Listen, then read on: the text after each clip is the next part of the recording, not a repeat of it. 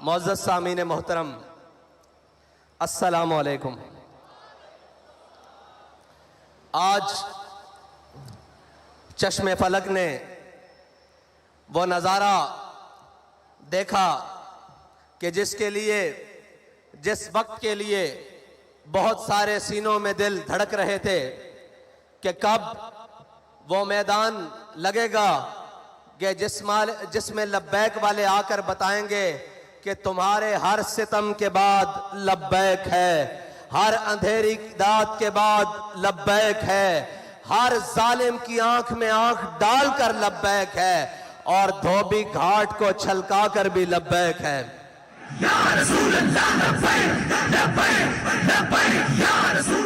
एक मिनट जी, एक मिनट।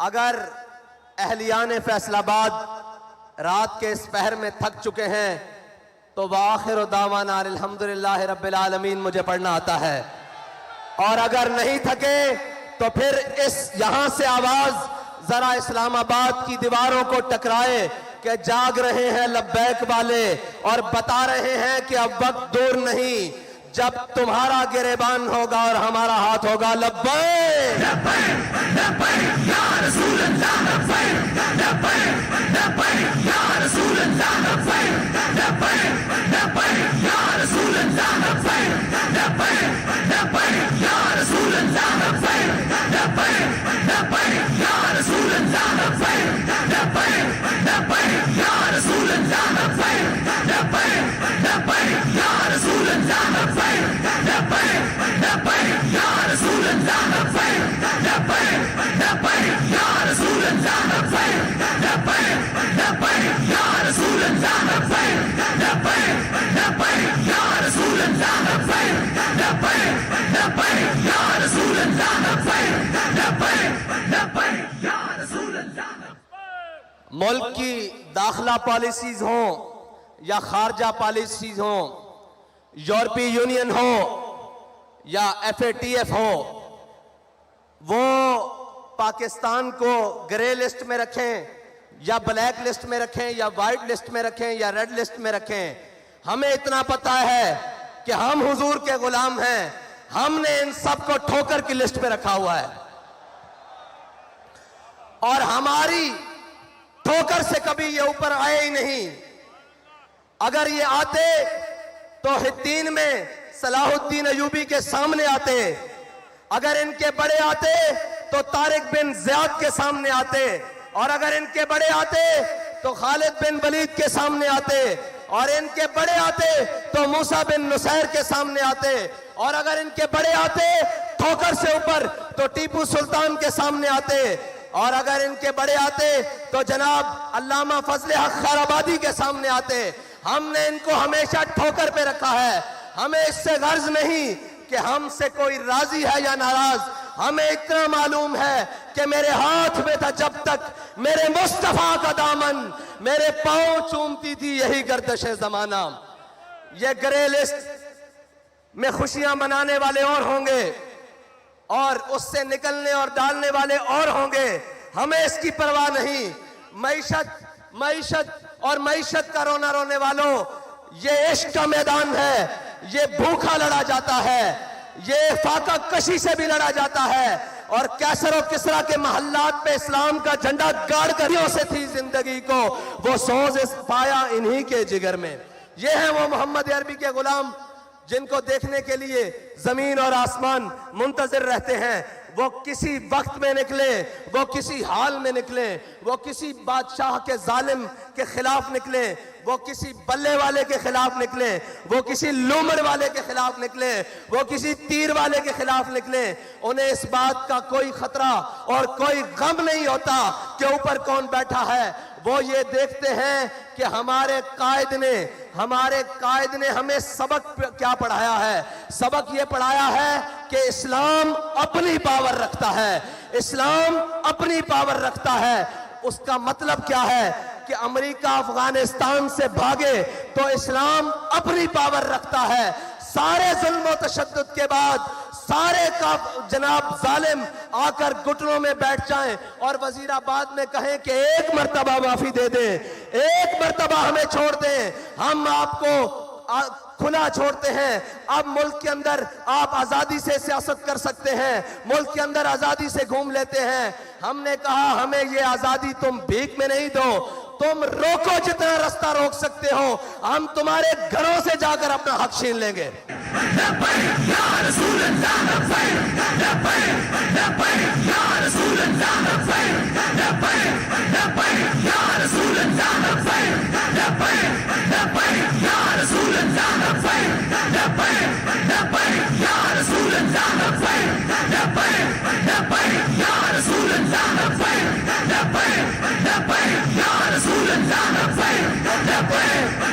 वो कहते हैं कि जी आपके पास निजाम क्या है, वसाइल क्या है, कि आप इस मुल्क में इस गंदगी को कैसे साफ करेंगे।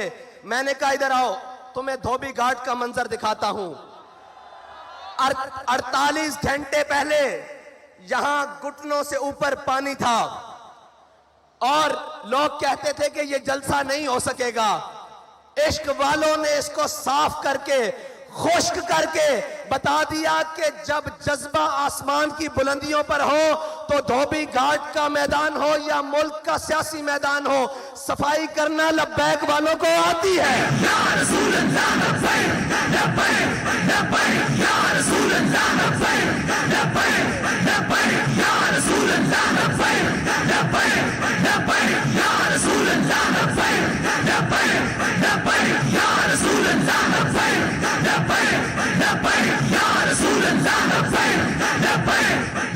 और जहां रियासती महकमों की मशीनरियां नाकाम होती हैं, लब्बैक वालों का इश्क वहां से शुरू होता है। वो कह रहे हैं जी ऐसे तो मुमकिन नहीं है, ये तो ना हो पाएगा। मैंने कहा तुम्हें इश्क वाले करके दिखाएंगे, इसलिए कि अकल को तनकीद से फुर्सत नहीं। अकल वाले जो हैं वो सुबह शाम यही लगे हुए हैं जी, इनको मौलवियों को क्या पता हो, इनको जनाब क्या पता हो कि ये कैसे होता है। मैं ये पूछता हूं, दाएं बाएं भी लोग देख रहे होंगे और जनाब मीडिया की आंखें भी कहीं चोरी छुपे तो हमें देख ही रही होंगी। उनसे पूछता हूं कि धोबी घाट में कभी ऐसा मंजर भी देखा है? अगर नहीं देखा तो इससे अच्छे मंजर तुम्हें हम हुकूमत में दिखाएंगे, तुम्हें हम मईशत में दिखाएंगे, सिर्फ बातों से नहीं। क्योंकि ना मेरे यहां आने पर मुल्क, कौम और किसी भी चीज का खर्चा हुआ है, ना हमारे कायदीन के यहां तक पहुंचने में मुल्क, कौम की कोई चीज सर्फ हुई है। जब हम मुल्क के ऊपर बोझ नहीं है तो कौम के ऊपर सबसे बड़ा बोझ तो ये बैठे हुए बदमाश और अय्याश और कुमाश हैं, जिन्होंने मुल्क को लूट कर खा लिया है, कौम का खून पसीना चूस लिया है और जनाब उससे 2 टाइम का खाना छीन लिया है। इसलिए कि हमें परवाह इसलिए नहीं है, ना हम इक्तिदार के भूखे हैं, ना हम प्रोटोकॉल के भूखे हैं, ना हमारे कायद ने हमें यह सबक पढ़ाया है और ना हमारे कारकुन को किसी ओहदे की लालच है। हम तो इस नीयत से आए हैं कि 70 साल से इस कौम को लूटने वालों, 70 साल से इस कौम के हक पर डाका डालने वालों, हम तुम्हें यह बताने के लिए आए हैं कि बस अब तुम्हारे लिए लाल लकीर खींच दी गई है, इससे आगे तुम्हें नहीं बढ़ने दिया जाएगा। तुमने और मेरे अल्लाह की कुदरतें देखें, वो जिसे इक्तिदार मिला और वो जिसने सुबह शाम दावे किए कि मैं यहां तब्दीली लाऊंगा, फिर अल्लाह ने उससे इक्तिदार तब्दील किया, उसको जिल्लत के तोक पहनाए, लेकिन वो ही जलील नहीं हुआ जो बाहर बैठे खामोश शैतान, खामोश तमाशाई बने रहे। हुजूर सईद आलम सल्लल्लाहु अलैहि वसल्लम की इज्जत के मसले पर, हुजूर सईद आलम सल्लल्लाहु अलैहि वसल्लम की नामूस के मसले पर जो खामोश तमाशाई बने रहे, अल्लाह ने उन्हें भी इख्तिदार में लाकर जिल्लत के सारे तोक पहना दिए हैं और ये बताया है कि इज्जत उसी की रहेगी जो मेरे आका करीम और मेरे नबी की इज्जत की बात करेगा और जो हुजूर की इज्जत के परचम को बुलंद करेगा, इज्जत उसी की होगी। और इंशाअल्लाह इक्तिदार में भी आकर सरफराज और फखरमंद वही रहेगा जो जनाब हुजूर सईद आलम सल्लल्लाहु अलैहि वसल्लम की नामूस की बात करेगा। और अभी बहुत सारे मैदान पड़े हैं, तुम ये कहीं ना समझ जाना कि हम 65 के फर्क से लाकर पीछे छोड़ने वालों को मायूस कर देंगे। हम मायूस नहीं हैं। हम 313 हो तो मायूस नहीं होते। हम ओहद में 70 शहीद होकर मायूस नहीं होते।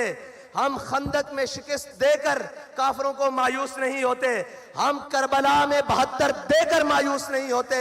हम जेलों में जाकर मायूस नहीं होते। जैन शहीद को दफनाकर मायूस नहीं होते। हम ये बताने के लिए आए हैं कि जिस गली में जाओगे, जिस नगर में जाओगे, जिस कूचे में जाओगे, आगे से तुम्हें लब्बैक वाले मिलेंगे।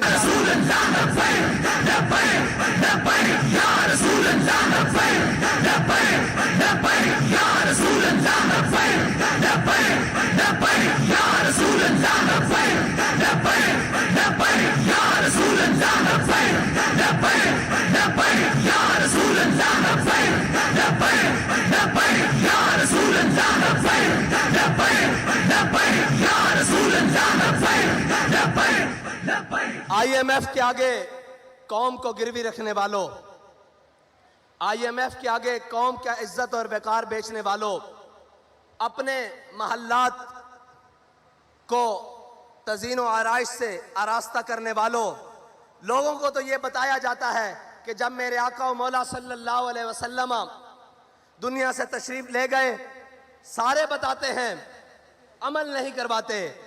कहते हैं कि जब हमारे आका व मौला सल्लल्लाहु अलैहि वसल्लम दुनिया से तशरीफ ले गए तो आपकी ज़िर्रा यहूदी के यहाँ रहन रखी हुई थी। मैंने कहा जब मेरे आका की ज़िर्रा यहूदी के यहाँ रहन थी, कौम की इज्जत और वकार तो रहन नहीं था। तुम कौम के इज्जत और वकार को रहन रखकर खुद अयाशियां करते हो। रखवाओ बली गाला IMF के यहाँ रहन रखवाओ, और उसके बाद जनाब बिलावल हाउस रखवाओ बनी गाला के यहाँ रहन, और जनाब उसकी श्योरिटी पर कर्ज लो मुल्क के लिए। फिर पता लगे कि तुम मुल्क के खैर खा कितने हो, तुम मुल्क के जनाब हामी कितने हो, तुम इस कौम के कितने खैर खा हो, तुम्हें इस कौम की तरक्की में कितनी दिलचस्पी है, तुम्हें इस कौम की खैर खाही में कितनी दिलचस्पी है। लेकिन जिनके वजीर खारजा बनने के बाद दौरे वाशिंगटन DC और जनाब अमेरिका के हों, इन गुलामों का ये मसलक है कि नाकिस है किताब, सिखाती नहीं मुसलमान को गुलामी के आदाब। इनको लब्बैक वालों से डर क्या है, सारे मिल गए हैं। मैंने एक स्टेज पहले पर कहा था कि ये 11 जमातें, ये जनाब चोरों का इत्तेहाद, इसमें इंशाअल्लाह 12वां भी मिलेगा जो अभी दर बदर ठोकरें खा रहा है। इनके मुकाबले में अगर कोई मैदान अमल में खड़ा रहेगा तो वो सिर्फ लब्बैक वाले होंगे।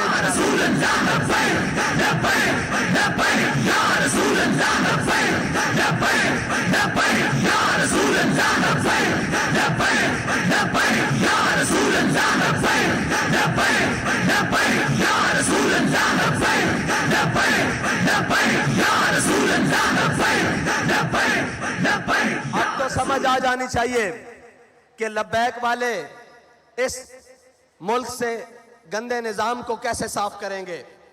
इसलिए कि हमारे कायद ने हमें बताया है कि तुमने इस गंदे निज़ाम में हाथ नहीं धोने, पाँव नहीं धोने, और इस गंदे निज़ाम के अंदर उतरना नहीं, बल्कि इस गंदे निज़ाम से इस गंद को साफ करना है।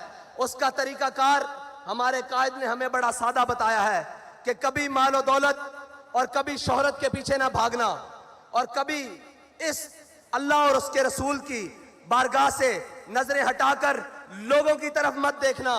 मैं आज ये कहता हूं कि मुझे बताएं, कोई सोच सकता था कि इस मैदान में लब्बैक वाले भी ऐसे आएंगे? लेकिन लब्बैक वाले आए अपनी इज्जत गिरवी रखवा कर नहीं, आपकी इज्जत मजीद बढ़वाने के लिए, और ये बताने के लिए कि मर जाएंगे, जालिम की हिमायत न करेंगे, अहरार कभी तर्क रिवायत न करेंगे। न हम शेख, न मुल्ला, न मसाहिब, न लीडर जो खुद नहीं करते वो हिदायत न करेंगे। हम वो नहीं हैं जो कमरों में बैठकर वीडियो लिंक खिताब करें और कौम से कहें कि तुम रोडों पर आए।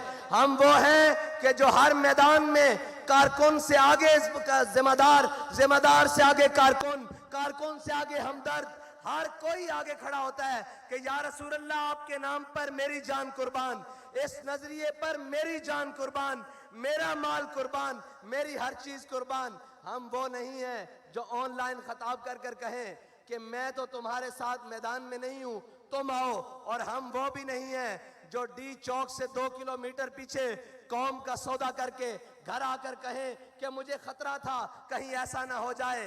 बाबा जी कहा करते थे, काफिर की मौत से भी लरजता हो जिसका दिल, कहता है कौन उसे मुसलमान की मौत मर। बाबा इसे इश्क की गली कहते हैं, इसे मैदान अमल कहते हैं। तुमने इक्तदार के मजे लिए किसी और के हाथों में खेलकर, तुम्हें एक दिन के लिए भी हकीकी इक्तदार नहीं मिला। तुम्हें पता ही नहीं है इक्तदार कहते किसे हैं। तुम्हें तो लाया गया और फिर लिटाया गया और अब तो फिर इक्तदार से भगाया गया। और अब बाहर निकलकर तुम भी उस जनाब जो मुल्क से भागा हुआ शख्स है उसकी तरह कहते हो, मुझे क्यों निकाला, मुझे क्यों निकाला। मैंने कहा इधर आ, तुझे बताते हैं तुझे क्यों उतारा। तू खत्म नबूवत के मुजाहिदों का, नामूसे रिसालत के मुजाहिदों का कातिल है, इसलिए तुझे निकाला। तूने उनका खून बहाया इसलिए निकाला। और सबसे बड़ी बात, तूने नामूसे रिसालत के बिल के साथ गद्दारी की इसलिए तुझे निकाला गया। और दूसरों को क्यों लाया गया? दूसरों को इसलिए लाया गया कि वो भी वाजे हो जाएं जिन्हें बड़े दावे हैं कि हम मुल्क की मईशत ठीक कर लेंगे, हम डॉलर को जनाब मुस्तहकम कर देंगे, मुल्क के रुपए को मुस्तहकम कर देंगे। उन्हें बताया जा रहा है कि ये बस अब तुम्हारे बस की बात नहीं, अब ये उन्हीं के हाथ से होगा जिनके बड़ों ने पाकिस्तान बनाया था, जिनके बड़ों ने जंग आजादी की जंग लड़ी थी और जिनके बड़ों ने इस पाकिस्तान, इस हिंदुस्तान से फरंगी साम्राज्य को शिकस्त दी थी। अब ये मुल्क तभी ठीक हो सकता है जब मोहम्मद अरबी के गुलामों के हाथों में आएगा इंशाअल्लाह।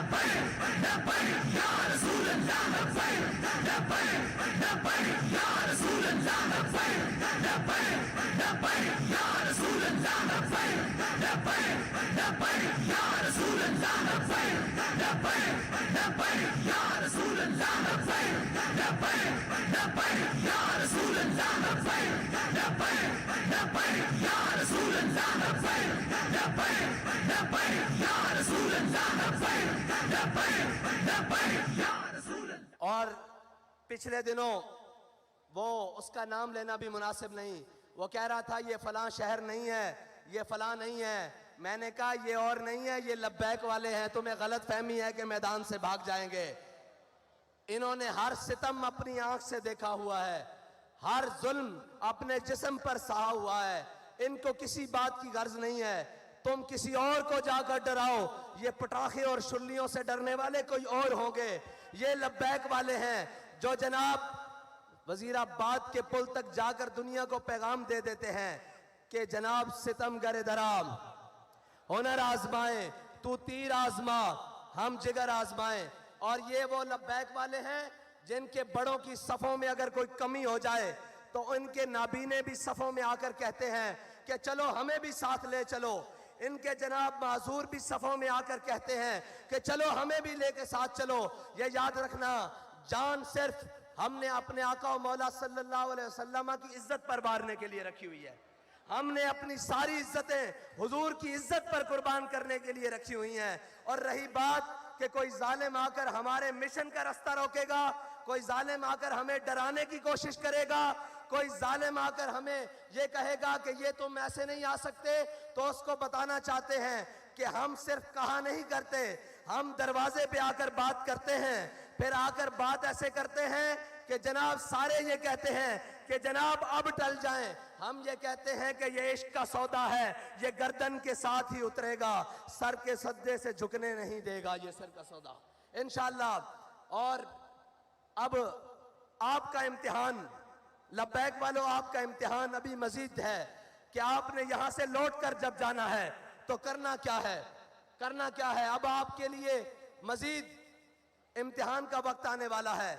हमने कहा था कि अपने वोट पर पहरा देंगे और अल्हम्दुलिल्लाह वो जो 10-10 हजार का फर्क रखते थे वो 65 तक आ गए।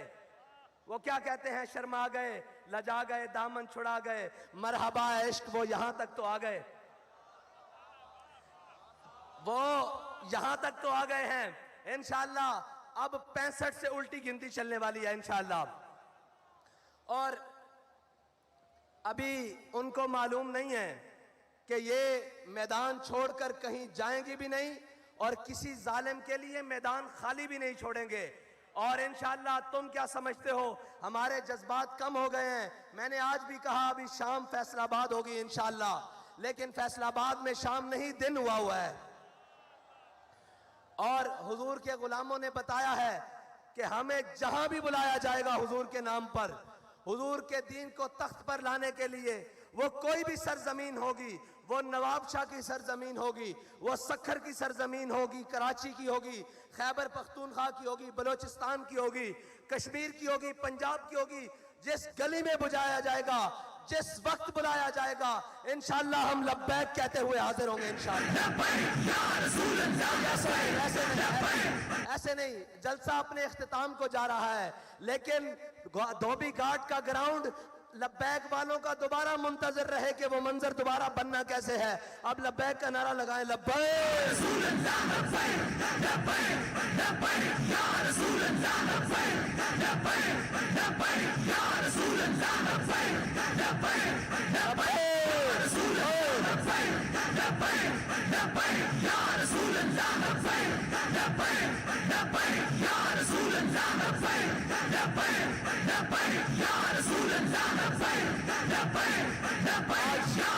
देखने वालों देखो मुहद्दिस आजम का फैजान कैसे चमक रहा है। और झलियो ये भी कोई रोकन वाली शह वे, ये तो घर की गल है, ला के दसो भाई लब्बैक जनाब मुहद्दिस आजम का फैजान किस तरह गूंज रहा।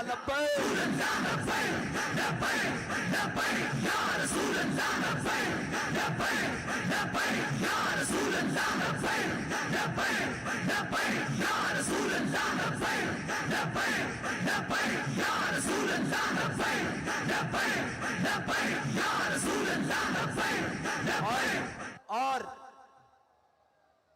अब बैलेट बॉक्स की बारी है। जिस तरह आपने ये मैदान भरा है, इस तरह बैलेट बॉक्स भी भरना है इंशाअल्लाह। और इनके डब्बे थोड़े पड़ जाएं, हमारे इंशाअल्लाह वोट ज्यादा हों, और इनकी झोलियों में डाल दें। जब भर जाए ना वोट, तो उन्हें कहना गिनती कर लेना, ये तुम्हारी झोलियों में फेंकी जा रहे हैं, तुम्हारे डब्बे खत्म हो गए इंशाअल्लाह। और सिर्फ वोट डालकर घर जाके सो नहीं जाना, उसी पोलिंग स्टेशन पर खड़े होकर पहरा भी देना है। जैसे पहरा वजीराबाद में जाकर दिया, जैसे पहरा फैजाबाद में जाकर दिया, और बताना है कि खबरदार हमारे बैलेट बॉक्स की तरफ मैली आंख करने वालों, तुम्हारी आंख निकाल देंगे, ये हमारा हक है। अब इंशाअल्लाह लब्बैक वाले अपनी ठोकर से पार्लियामेंट का दरवाजा खोलेंगे इंशाअल्लाह। और वो वक्त दूर नहीं जब सारी धरती इंशाअल्लाह लब्बैक के नारों से गूंजेगी इंशाअल्लाह। अब हुजूर के दीन का सूरज तुलू होने वाला है। अब किसी जालिम का जुल्म, किसी जाबिर का जबर इंशाअल्लाह हुजूर के दीन के रास्ते को रोक नहीं सकता, और हुजूर के दीन को रोक नहीं सकता।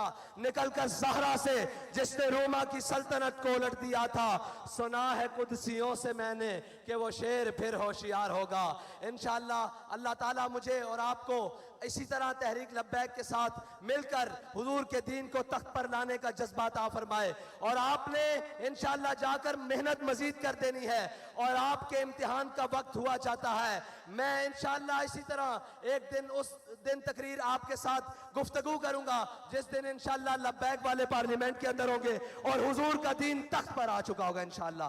वाखिर दावाना अल्हम्दुलिल्लाह।